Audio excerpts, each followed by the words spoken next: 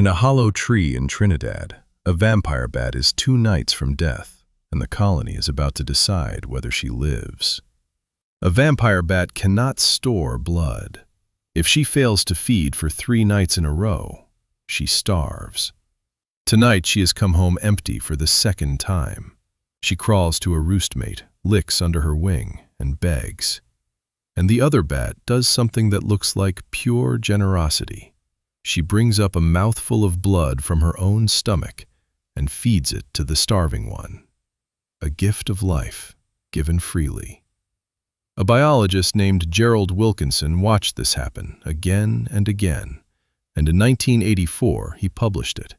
The vampire bat, he showed, runs one of the clearest systems of mutual aid in the animal world. Bats feed the hungry. The roost is a safety net. But watch who actually gets fed. The blood does not flow to whoever needs it most. It flows along bonds, between bats who have fed each other before, who have a history, who can repay. A bat with partners eats, and a bat without them, a newcomer, an outsider, one who took before but could never give back, begs into the dark and gets nothing. The safety net is real, but it runs a credit check first. The hungriest, least connected bat in the roost is the one most likely to be left to die. So here is the question this episode answers. What if every rule a human being ever wrote works exactly like that roost?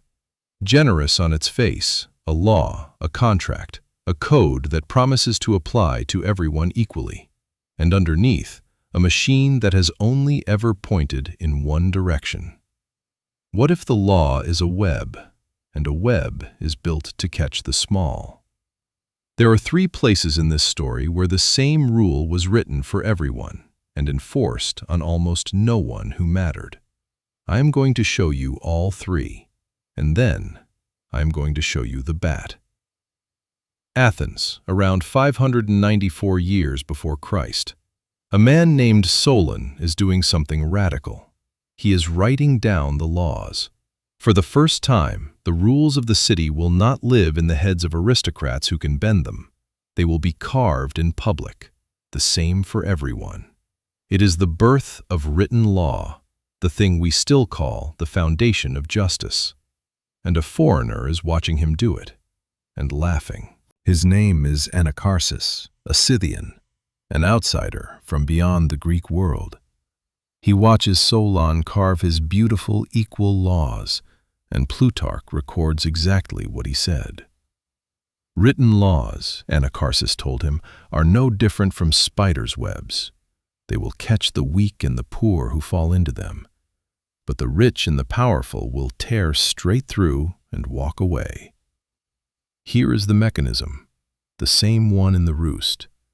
The law did not lie. It was written equally.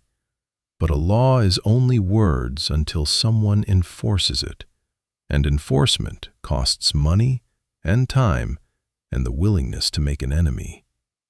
Against a poor man, enforcement is cheap. Against a rich one, it is a war the magistrate will usually decline to fight.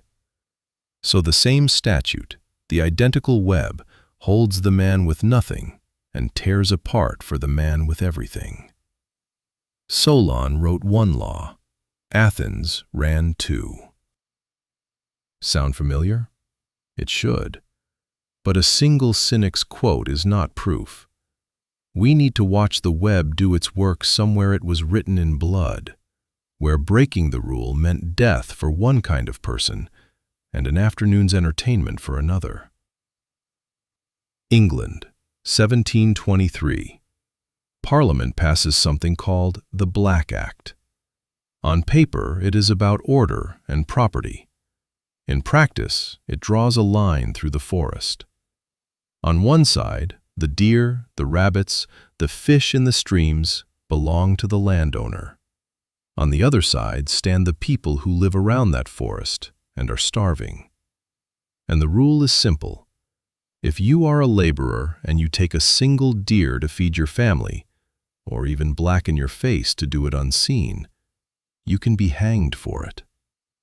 The Black Act created some 50 new capital crimes, most of them things a poor man does because he is hungry. Taking a rabbit, cutting down a young tree, fishing a pond. Now look at the other side of the line. The very same deer, in the very same forest, are hunted for sport by the aristocracy, for pleasure in red coats as a social event. The identical act, killing the Lord's deer, is a hanging offense for the man who needs the meat, and a Saturday hobby for the man who owns the land. Here is the mechanism. The lever is not the law. The lever is the cost of breaking it, and that cost is assigned by who you already are. The peasant pays with his neck. The earl pays nothing, because the earl wrote the act.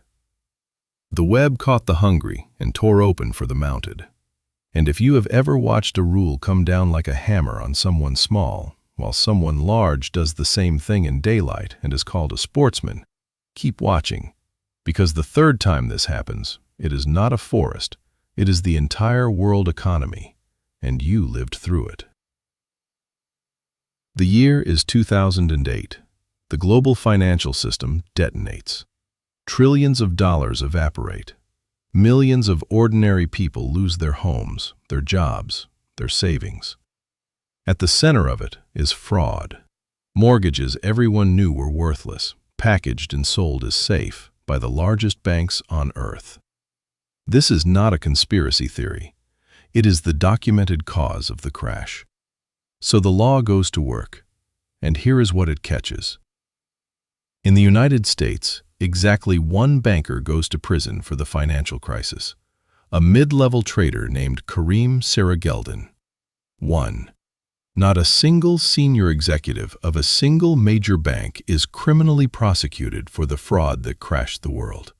The regulators are busier with small and medium banks, foreign firms, the easy targets, the people caught in the mesh. The giants tear through. Now find the choice moment, because there is always one. A prosecutor sits with a decision. Indict a global bank and its executives. A long, brutal, uncertain war against an army of lawyers. Or accept a settlement, a fine the bank pays out of 1/4's profit, with no admission and no name. Again and again, across the Justice Department, the same choice is made. Settle. The fine is cheaper than the fight. Here is the mechanism in its cleanest modern form. The actor, a prosecutor. The lever, discretion, the simple power to decide who is worth pursuing. The result, the largest financial fraud in history produced one jailed banker. Compare the savings and loan crisis of the 1980s, a fraction of the size, where the same system convicted more than 1,000. The difference was not the crime.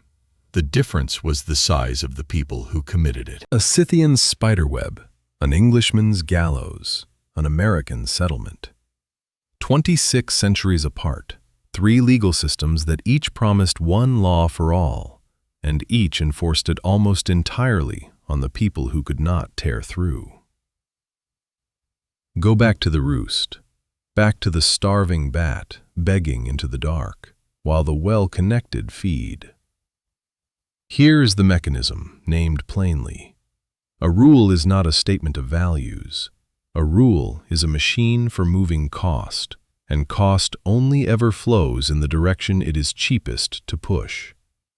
In the roost, the cost of starvation lands on the bat with no bonds, because she is the cheapest to abandon. In the law, the cost of punishment lands on the poor, the foreign, the small, because they are the cheapest to convict. The web is not failing to catch the strong. The web was woven, strand by strand, to catch the weak. That is not a flaw in the design. That is the design. And here is the part that should disturb you. None of these systems is evil, and none of them is lying. The vampire bat that lets the outsider starve is not cruel. She is simply pointing her finite generosity where it pays. Solon was not a hypocrite. Parliament was not a cabal. The prosecutor is not corrupt. Each one simply followed the cost downhill. And cost runs downhill in every structure humans have ever built, because that is where the resistance is lowest. The law is gravity wearing a wig. So here's the verdict, and I will say it without hedging. Equal rules are not a description of how power works. They are a decoration on top of it. Every enforcement system, the Roost, the statute, the court, applies its rules in proportion to your weakness, because weakness is what makes enforcement cheap. The law was never blind. It can see exactly how big you are, and it adjusts the web accordingly. The loop runs again next week, in a structure that swears harder than any of these that it treats everyone the same. If you want to keep seeing the web instead of the words printed on it, that is why this channel exists. Stay for it. Which leaves one question, and it is about you. Think of every rule that governs your life. At your job, in your country, in the room you are sitting in. Now think of the last time you watched someone above you actually pay for breaking one. If you are struggling to remember it, that is not because the powerful around you are obeying the rules. It is because you are looking at the web from inside the strand.